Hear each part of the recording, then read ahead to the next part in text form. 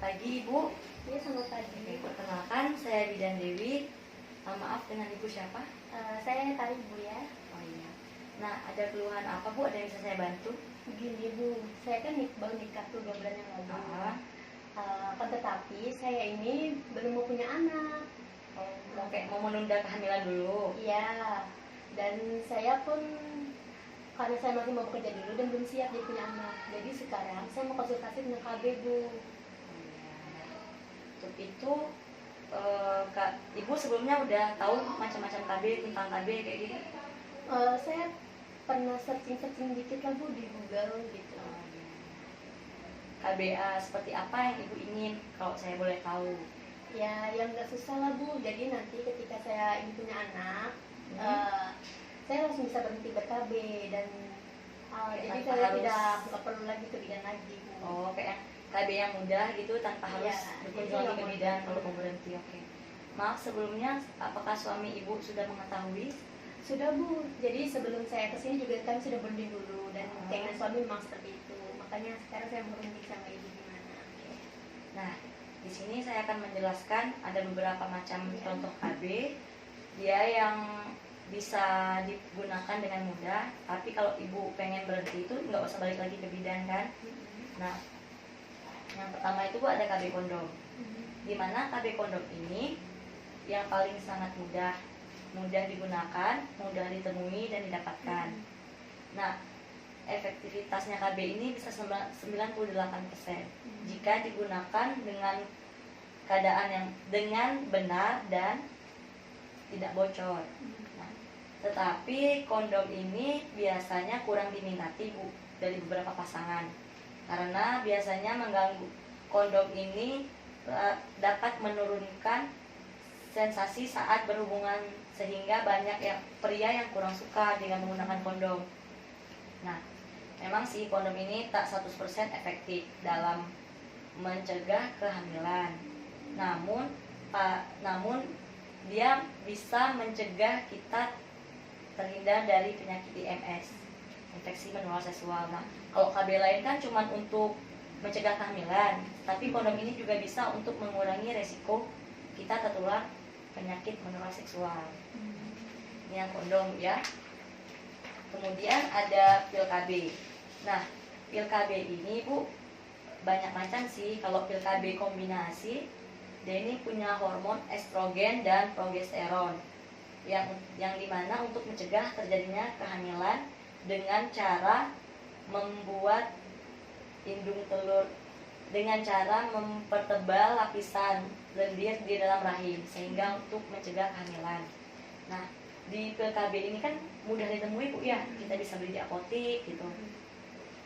Terus jenis KB ini ada banyak macam sih Bu. Ada pil KB monofasik, ada pil KB bifasik, ada pil KB trifasik, ada pil KB tetrafasik. Nah, pil KB ini Bu, pil KB ini biasanya tidak diperkenankan digunakan pada ibu yang menyusui.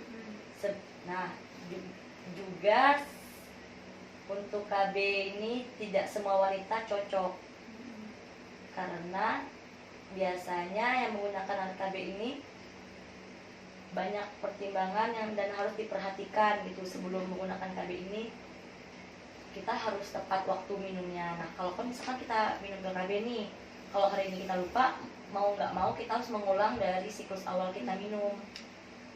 Jadi dia harus rutin.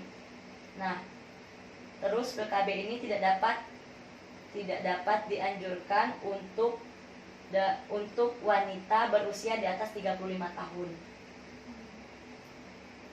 Efek samping dari pil KB ini tadi itu mual, pengerasan payudara, terjadinya perdarahan, terus turunnya gairah seksual, terus perubahan mood dan emosi, terus mood kita itu bisa berubah-ubah kalau biasanya mengkonsumsi KB pil. Terus peningkatan berat badan. Makanya ada yang jarang juga menggunakan KB ini, biasanya takut berat badannya naik gitu.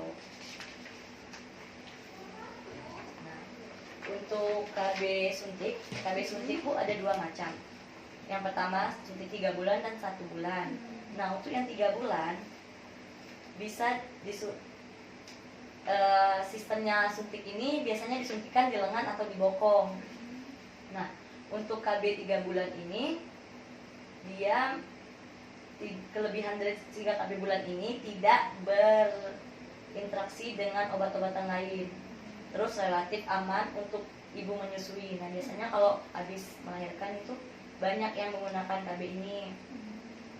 Kemudian bermanfaat bagi wanita yang tidak dapat menggunakan kontrasepsi yang mengandung estrogen.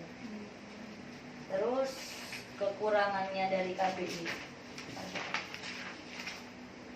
Nah, KB ini juga tidak perlu repot mengingat untuk mengkonsumsi pil kontrasepsi setiap hari. Ini kan setiap 3 bulan sekali itu baru disuntik itu. Nanti kan ada buku kunjungannya. Terus jika ingin berhenti tidak perlu repot harus ke bidan atau dokter. Dia kalau mau berhenti ya stop aja, nggak usah 3 bulannya lagi itu nggak usah datang lagi kalau emang mau program hamil. Nah, KB 3 bulan ini mempunyai kekurangan juga. Yang pertama, efek sampingnya berupa sakit kepala, kenaikan berat badan, payudara yang terasa nyeri, perdarahan, dan menstruasi tidak teratur. Nah, untuk itu KB ini juga bisa membutuhkan waktu hingga setahun setelah dihentikan jika ingin kembali subur kalau menggunakan 3 bulan. Suntikan ini juga dapat sedikit mengurangi kepadatan tulang, namun hal tersebut akan kembali normal apabila suntik KB dihentikan. Nah, dari yang ini kan yang 3 bulan, yang 1 bulannya sama Bu, cuman kalau yang 1 bulan ini kita mesnya itu teratur. Jadi kalau kita nggak mau KB yang membuat head kita nggak teratur, kita bisa menggunakan suntik KB 1 bulan. Tapi kalau yang 1 bulan ini kan setiap 30 hari sekali kita harus rutin untuk suntik. Nah, kalau suntik yang 1 bulan ini sama aja sih Bu sama yang 3 bulan, cuman paling itunya tadi jangka waktu kembali untuk disuntiknya. Nah, kekurangan dari KB 1 bulan ini biasanya perdarahannya tidak normal, terus kurangnya kesadaran dan himbauan terkait penggunaan suntik KB 1 bulan sehingga dapat menyebabkan seseorang melupakan jadwal. Kadang kita tuh sering lupa kan kalau udah sebulan kayak gitu. Terus dapat menyebabkan pusing dan payudara lebih terasa sensitif atau nyeri. Terus bisa membuat perubahan mood, sama aja sih kayak suntik KB 3 bulan tadi. Setelah itu wanita yang memiliki atau mengalami migrain itu tidak dianjurkan untuk menggunakan suntik KB 1 bulan. Nah, dan KB ini juga tidak melindungi kita dari infeksi menular seksual. Nah, dari 3 yang saya jelaskan tadi itu adalah KB yang mudah digunakan tanpa ibu harus, kalau mau berhenti tanpa ibu harus balik lagi ke bidan atau ke dokter. Nah, untuk itu ibu tertarik ke KB yang mana ya? Terus setelah saya melihat-lihat tadi Bu, kayaknya saya lebih tertarik ke KB aja deh Bu.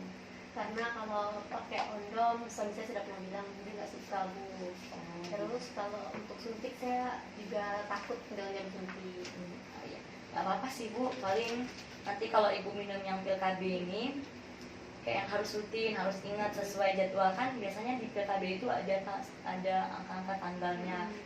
Nah, itu juga bisa nanti sih beli di sini atau beli di apotek. Nah, untuk itu kalau ada pertanyaan atau masih kurang jelas atau ibu mau berubah pikiran lagi, ibu bisa nanti datang kembali ke sini atau menghubungi saya. Ini sudah mengerti Bu. Terima kasih ya Bu ya. Terima kasih Bu ya.